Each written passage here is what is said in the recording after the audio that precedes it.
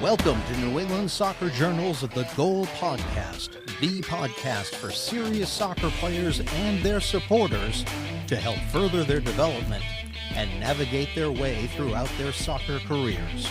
And now, here's your host, Matt Langone. Welcome into another episode of New England Soccer Journal's The Goal Podcast. I'm your host, Matt Langone.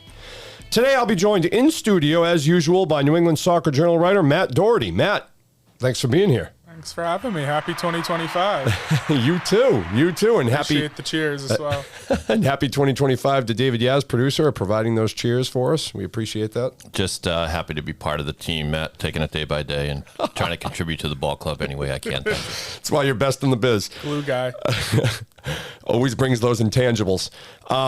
It's now officially January of 2025, so a little bit quiet in the soccer world right now. Not super quiet. I mean, there's always things going on. There's club showcases. There's things to that nature. But it's a good chance for us here at the Goal Podcast to kind of look ahead to the year that is coming, 2025, and look at some stories that we're going to be looking forward to covering over the next 12 months. We came up with a list of 5 story angles that we're looking forward to seeing how they play out over these next 12 months. There's obviously way more stories than just those 5 that will be compelling and intriguing and will be of the interest of our readers and subscribers. But we handpicked 5 that we think will be big storylines to follow, Matt. Can't wait. All right. I'm done looking back. I'm only looking forward. That's right. You can never look back. You always look forward. Always look to the future. Let's not look in the rearview mirror. Let's go forward here, right, David? Yeah, as the great Satchel Paige said, don't look back. Something might be catching up to you, or something like that. I thought you were going to quote Oasis. Don't look back in anger. There, no. That's why the windshield's bigger than the rearview mirror. Or no, not the rearview window. Objects may be larger than they appear. Exactly. That's right. Something like that. Something like that. All right, let's get into it. All right. Well, to kick things off, we're gonna start with one of the more recent things that just happened at the end of 2024. Vermont winning a national championship, which was enormous. University of Vermont winning the Division I men's national championship, the first ever in school history. Just an incredible accomplishment. Pardon me, Matt. Yes. I was told I could add some fanfare. Is this item number 1? This is. I'm sorry. Okay. There it is. That makes this countdown a hell of a lot better. But number 1 is Vermont winning the national championship in 2024. And what can they do for an encore in 2025? Will there be a repeat championship in Burlington? It's incredible what Vermont did. 6 tournament victories, traveled nearly 7,000 miles to win those NCAA tournament games, won the championship with a dramatic comeback. Just an incredible run that was just a joy to watch for a program that had been knocking at the door. And Matt, I know you kind of caught UVM fever by the end of that run. And yeah. What did you think about what they were able to do?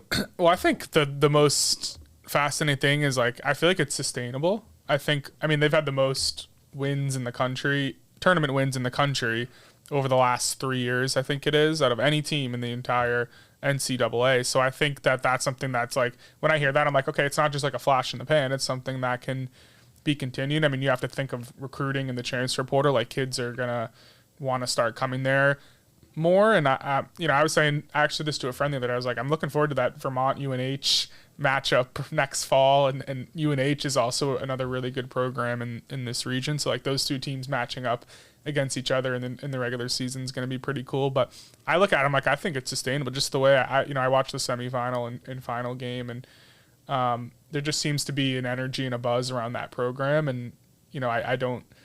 When you have that success year in and year out, I think it's only gonna get better for them. Yeah, I mean, it's pretty remarkable when you factor in UNH, like you said, Matt, because 2 of the top programs in Division I soccer reside here in Massachusetts, which I mean, not Massachusetts, New England, sorry, with UVM and UNH. And that's remarkable. And, a lot of people probably thought of those 2, maybe UNH would have been the first one to win that national championship because they've really been a fixture in the top 25 over the last, half dozen years or so. But UVM is right there. And Rob Dow has just built this powerhouse up in Burlington. And they're cool on social media too. I saw a video the other day where they do this thing, the trash can header challenge, where they all sit in the locker room all the players sit around the locker room, and I believe it's got to be one of their assistant coaches heads the ball to them, and they go around in a circle, heading the ball back and forth, one after another, and then the last person sitting down has to head it into a trash barrel. I like and it's that. unbelievable. Yeah, if you look on social media, UVM Trash Barrel Challenge, it's phenomenal. It's just cool. They've really they're just a likable team. They grew mustaches for their NCAA tournament run. It was just awesome to watch the ranked opponents that they beat. And I agree with you. I think it's sustainable. The one key thing will be that roster construction in 2025, because they did have a bunch of graduate players on that roster this year. That's been the trend throughout the country because of COVID extra eligibility and the way teams have kind of sought after older players. UVM will have to probably, recruit really well, obviously. I mean, they get a lot of Canadian players. They do well with international recruits. So that will be the tell what they have coming in, but it's going to be interesting to watch that whole quest for a repeat play out. Also in the transfer portal, the fact that you win means like those younger kids are going to want to stay. And I think that's an important thing. Like I assume none of their freshmen, unless they didn't get a ton of playing time, but the turnaround or the people coming back should be high. Like the goalie's a freshman. He was great. That kid, Ryan Zelafro he was phenomenal. He's a really good player. He's an MLS Next kid. He played for the Philadelphia Union. So like getting those kids back and you establish that once you win, like you establish that culture of like we're national championships, national champions, and that changes the trajectory of everything. So yeah, they should. I wonder if they'll be number one in the preseason poll next year. I would think they do, because a lot of times it's formulaic where they kind of base it off the last year. And we should also note, while we're talking about national champions, that Amherst, we also, New England's home to the Division III men's national champion as well, Amherst. I mean, and Amherst, I mean, there's a good chance they can repeat as well. I mean, NESCAC has been the home of national champions, I think, like 8 times in the last, 12 years or something. It's unbelievable. So that's a powerhouse conference in Division III. So it's pretty incredible that this region produced 2 national champions in 2024. You need to do D2 next year. Yep. We'll Franklin Pierce. That's right. We'll see what happens with all that. And that is our number one story to follow. Can Vermont repeat? Now we're going to turn our heads to our second story. This one is going to dip into the club world, and it's kind of an exciting time for ECNL Girls because of the addition of South Shore Select. South Shore Select, a Massachusetts powerhouse club, formerly of Girls Academy, left that affiliation to join ECNL, compete at the national stage with ECNL, and it's going to form an incredible rivalry with FC Stars. FC Stars and South Shore Select, 2 of the premier clubs in the country, not just New England, in the country, are now going to be part of ECNL Girls, and it's going to be really fun to watch. We're going to be out at the ECNL National Showcase this month in Florida, watching both of those programs perform. So that'll be a good early barometer of where they are in January, and then kind of feeding into the rest of the spring season.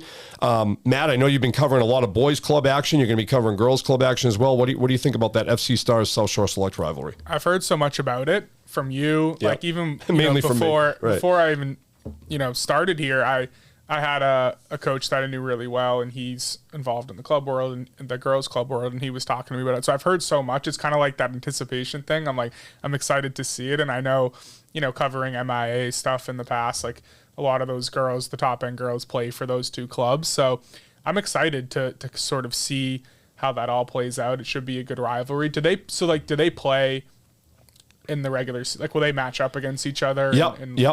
They'll be in the same conference, so they'll be. Okay. They won't. As you know, at these showcases, like we mentioned, they won't play. They kind of match teams up with like-minded competition from around the country, so they won't play there, but they'll play in the same conference during the season.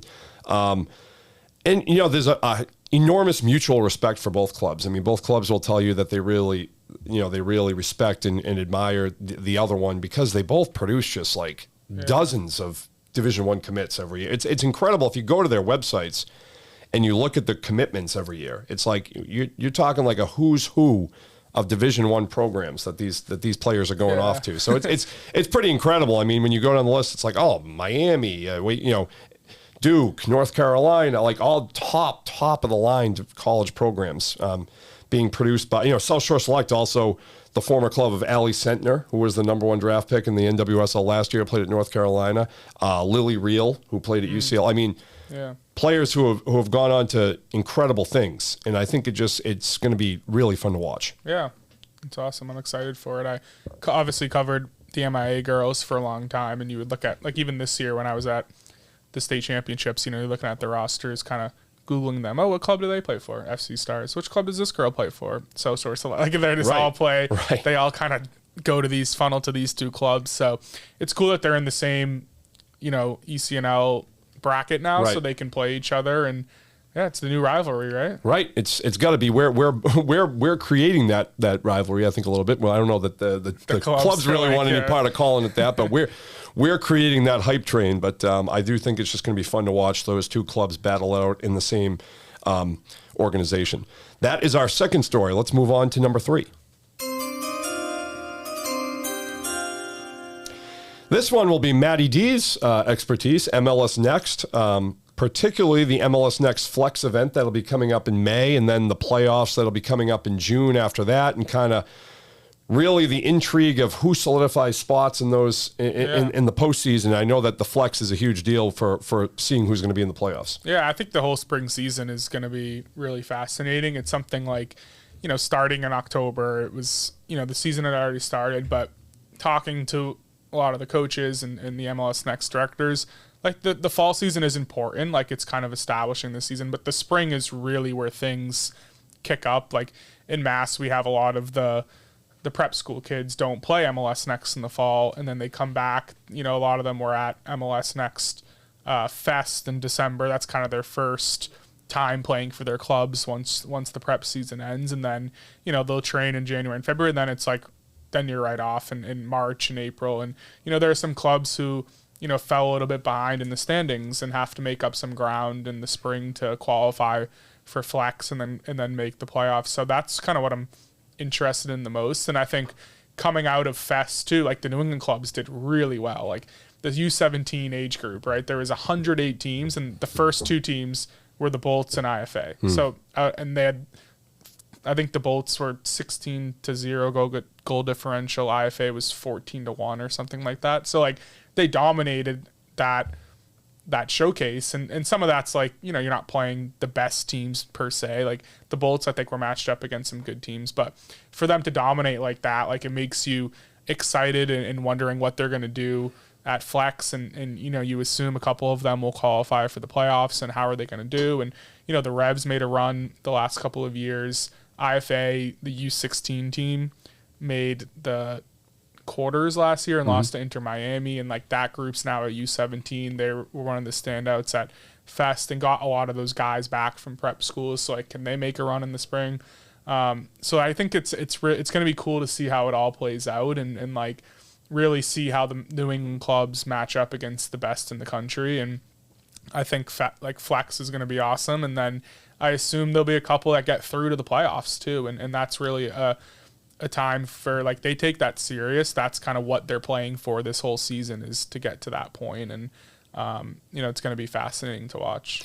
Yeah, that's interesting, because a lot of times with club soccer, I mean, so much of the focus is the recruiting aspect and getting noticed, and not that winning isn't important. I mean, obviously these clubs want to win, and they want to win, postseason championships, but I do feel like in MLS Next there is a distinct emphasis on winning. I mean, I think these teams want to win championships. They want to get to that postseason, and they want to be. I know the Revolution Academy was a national champion back-to-back years prior to last year. So do you get that sense that in MLS Next there is a massive emphasis on winning that postseason championship? Definitely. I mean, I think what that does for your club. Like if we had IFA on, for a pod in November, and it was like that run that they made playing Inter Miami in a MLS Next Cup playoff game, like what that does for recruiting to the club and getting attention, and when you're trying to build a club and you're trying to get status in the MLS Next world, like that does dividends for you. So it is important. I did get the sense that the fall is really, like, it's important, but I think it's kind of a preseason in a way. Like obviously they do want to win, and there were some intense matches, but I think it's building for that spring, because the spring is when it really matters. Like they have the cut line for each division.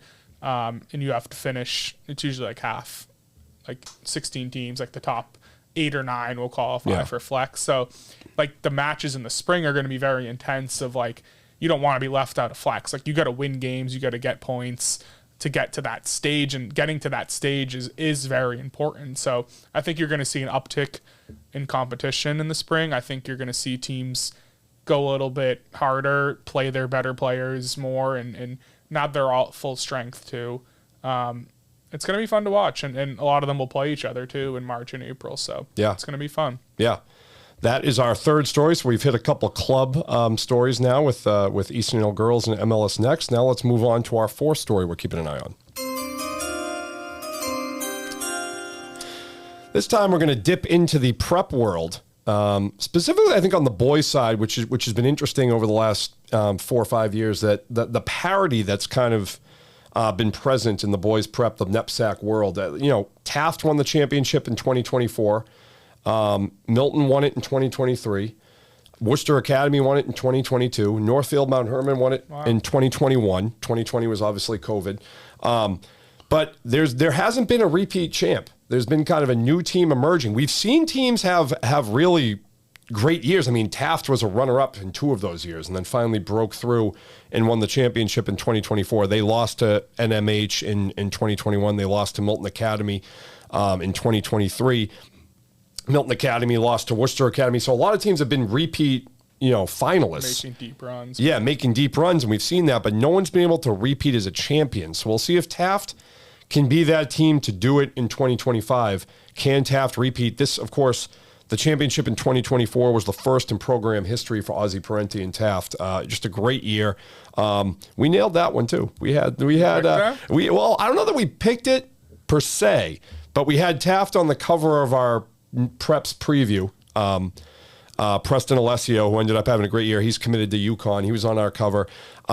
We had them on the cover back in August, so we knew something was brewing. We knew it. That counts. We'll pat ourselves on the back for that one. I used to do that too, like when I would make polls. I had that team 2 preseason. So we know what we're talking about. Why do you think it is that there hasn't been a repeat winner? It's just so deep. I mean, I think it's just the landscape is so deep. There's so many, top-notch programs. They're all just beating on each other every year, and it's hard to just especially during the season, where like in a league like the Founders League, where you got Taft and Avon Old Farms and all these teams, and Loomis Chaffee and Choate, they're all just beating on each other all season long. They kind of know. And then when you get to the postseason, when you get to mid-November, it's a lot of repeat matchups, and a lot of these teams have already seen each other and kind of have the playbook and kind of have the scouting report.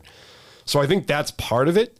It's just really hard. Soccer's really hard to repeat too. I mean, as you know, you can dominate a match and lose the game 1-0. You can play terrible and win a game 2-0. I mean, it's a lot of opportunistic things that shift the nature of the game. I don't know that. If I was going to try to predict, I don't think it's going to happen. And with all due respect to Taft, I don't know that Taft is going to lose a lot to graduation. They're still going to have a lot of great players left, but the odds are that Taft doesn't repeat. Will they prove me wrong? Maybe. Maybe this provides motivation to the Rhinos. Maybe they go out and win it. It's tough. I mean, you saw it on the girls' side too. Buckingham, Brown, and Nichols was such a powerhouse for a while. They won a bunch in a number of years, and then it's fallen off. Now, this year, Worcester Academy won it on the girls' side. So there's a little more parity now on the girls' side, too. There's parity on both sides, boys and girls. We'll see what happens. I mean, we'll see, maybe who we put on the cover of our August magazine will be a champion again. How far did Milton Academy make it this year? Milton made it to the semis. Yeah. Semis, right? Did they lose to Taft? Taft played. No, they made it to the finals. They lost to Taft in the finals. Okay. Yeah. Milton made it to the final. Yeah. No, Milton. That team, being in the MLS Next world now, a lot of those kids came back to their club teams, and I'm like, how did that team lose? I'm sorry, Milton. Milton was leading 1-0. Milton was leading 1-0, and Taft. I can't believe I had a brain fart there, but Milton was leading that game 1-0, and then Taft scored 2 goals in the final 20 minutes to win the game. And yeah, you're right. Milton was coming in the team that everyone thought had the chance. So they to won it last year, made the finals this year. Won it last year, made the finals this year. Were probably the favorite. I mean, they were Milton was probably the team that everyone looked to that had what it took to repeat. I mean, they got, Alfred Debo is going to Wake Forest, Josh Partel is going to Stanford, Silas Lawrence, Aiden Cullen, all these kids who are really good players all over the field, who are going on to play college soccer, and they probably on paper were the most talented team and still just couldn't repeat, which kind of shows you how hard it is. No, I mean, even being in the MIA, like I covered that for 6 years, there wasn't a repeat winner. No, there were teams who like win it all, then the next year make a good run and have a good season, but like getting to that finish line 2 years in a row is really challenging, especially in high school. Yeah, and then you factor Vermont's going to do it. Vermont will do it. Well, it's funny though. You look at the college game in North Carolina. The women's North Carolina women's team won another championship the year. They've won like 28, I think, championships. Yeah. I mean, I think you're right when you say they haven't gone back. Like they didn't go back to back. No, and I think the distinction is right because college is a different animal. Kids are a little more mature. It's hard for high school kids to do it. There's no transfer portal now. Yes, that's right. Yeah, you can't go get a 23-year-old to help the cause. Yeah, but because a lot of those teams who win high school is like it's a very senior-laden group, and you lose those kids. Yeah. Right. Someone will do it at some point. Someone will. So we'll keep an eye on that. Will there be a repeat champion at the prep level? With the focus obviously on Class A. So we'll see how that one goes. And now we'll turn our heads to our fifth and final story. This one's kind of a general one, kind of a general theme, and it is about recruiting. Because recruiting's been interesting over the last 4 years, basically post-COVID, because of the fact that COVID provided college athletes with an extra year of eligibility. It really had a massive impact on college soccer, college athletics in general, not just, you see it in basketball, you're seeing it everywhere, in football. Basically, it allowed rosters to get older and more experienced. Because of these extra years of eligibility for players, teams were building rosters with a lot of grad players, a lot of older players, a lot of older transfers. There's a lot of player movement around the country. Kids were transferring all over the place. So the reality came, do you want a 22-year-old who's played 3 or 4 years of college sports, or do you want an 18-year-old who's never played college sports in your program playing a key role? And a lot of it fell to the side of the older players. So if you noticed, recruiting was a slow drip. I talked to a lot of coaches, a lot of players over the years. It was frustrating. Kids with great resumes were kind of slipping through the cracks or having a slow drip recruiting process. That should stop after this school year. This school year, 24-25, is kind of the last hurrah for the COVID extra eligibility athletes. And I expect that recruiting will be an uptick. I think we'll see a lot more kids committing. I know you've talked to a lot of college club coaches and club athletes. Are you hearing any of the same things? Yeah, I think I think the 2025 kids, like, there's a ton of good players, and like I watched them throughout the fall, and it's like, this kid's uncommitted. Like, how are some of these kids uncommitted? And I think it's been, I think they'll probably commit in the next few months, but I always assumed, like, heading into this that it would be earlier, like a lot of the kids, and there are some, like, over the summer, but I think I'm just a little surprised at how the process seems a little delayed to me, and I'm sure it's the COVID and having those transfers and this whole new era of college sports is playing a big factor in that. It's just more like the timing. Like, I feel like everything's like late. Like, there's some good kids who have committed in the last couple months, and it's like, how did that kid not commit like last June? Like, why aren't programs like, we want to get this kid? And I think the same thing with the 2026. Like, I don't think there's anyone here who's committed yet. Like, no. There's some of the best players in like that all-star game for the U17 kids. It's like none of those kids are committed yet. And I would just think the process would start a little bit earlier. Like, if you're one of those big time schools, like, why aren't you grabbing these kids now? Right. And I'm sure there'll be some this summer, like a lot of those kids who are like the top seniors now kind of did it over the summer. But I was just a little surprised coming into this world that the recruiting process just seems a little bit late. And maybe that's just soccer. Like, other sports, it seems maybe it's a little, or like baseball, right? Like, kids commit when they're sophomores. And I feel like in soccer, it's been a lot of, you don't really commit until you're a senior. And I'm interested to see if that's because of the COVID, or is that just kind of how how things work. I think the recruiting game has shifted probably as we used to know it. It's gone. I mean, a lot of it's because the transfer portal is here to stay. That's not going anywhere. That and NIL money are still going to change a ton of things. And the transfer portal, because it exists, like a lot of coaches are still going to look for that junior who's played a couple years over that freshman who hasn't played at all. I mean, because it's like the devil you know versus the devil you don't know still. Right.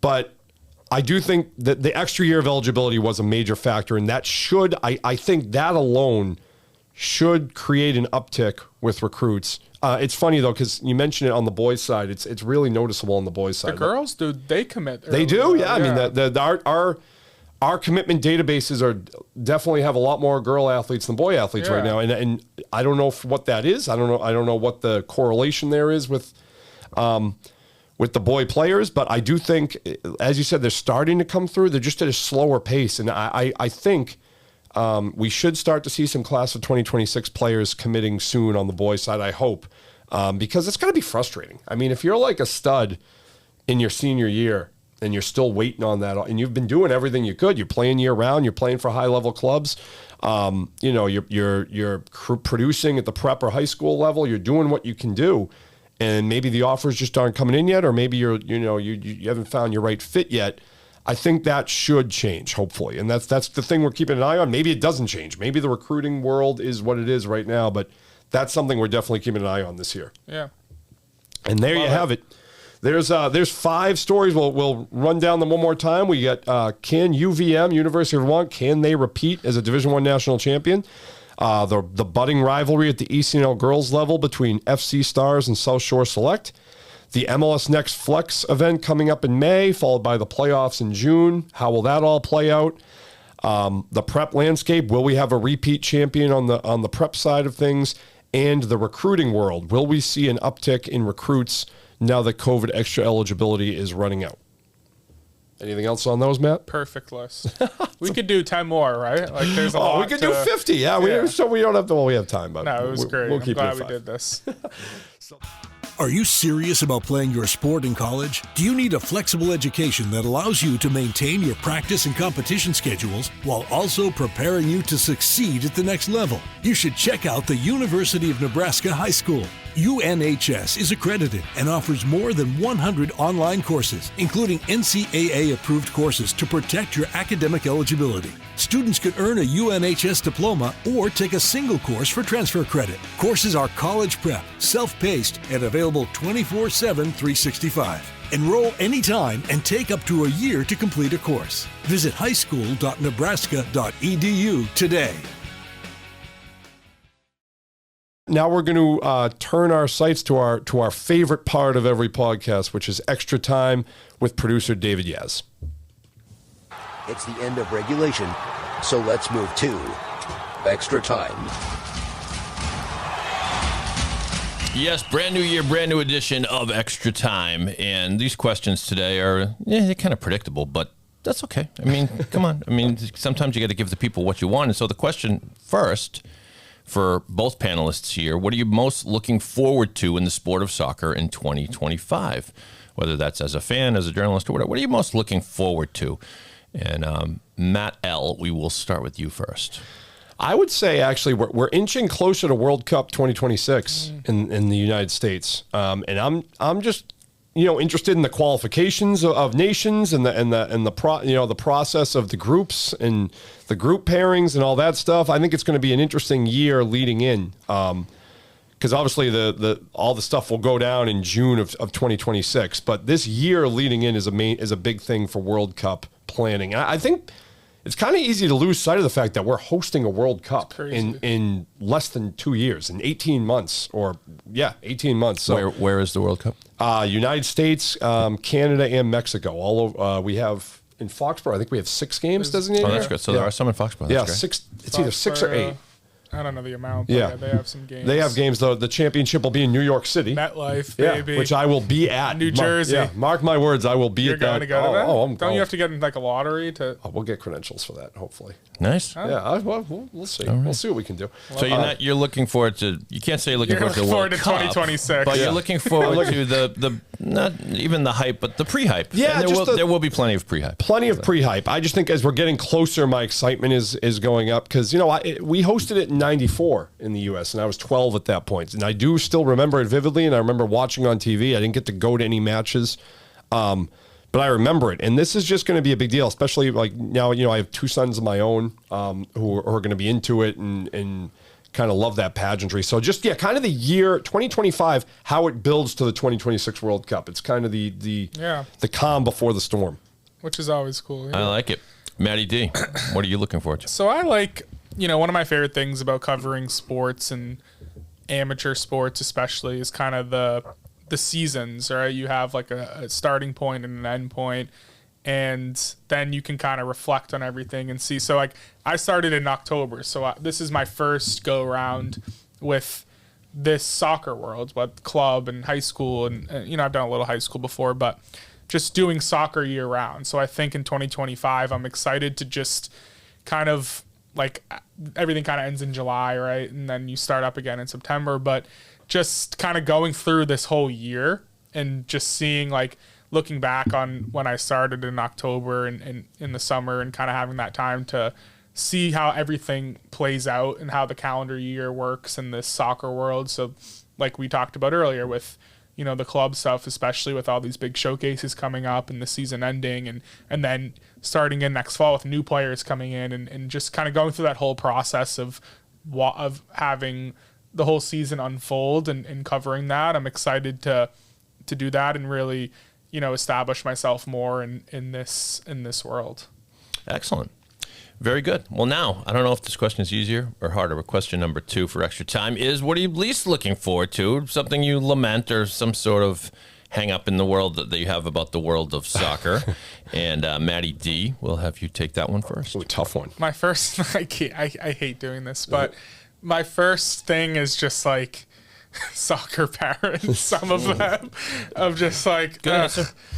like it's just, I don't know. They just some of them are great. Like some of them are awesome and they support us and they've been great to me. Like introducing myself to some parents. Like they've been honestly like I've had a couple parents who, I've been able to talk to at some games on the sidelines and they're just super helpful. Well, this is supposed to be a negative answer. So it's the other side of parents where it's too much. Like I can't sit on the parent sideline for some games.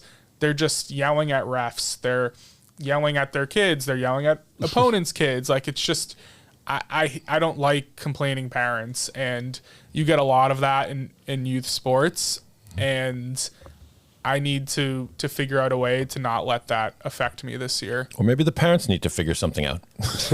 Yeah, That could be the answer. Yeah, it's and hard. It's a select few. It's not like all of them, but it's just like.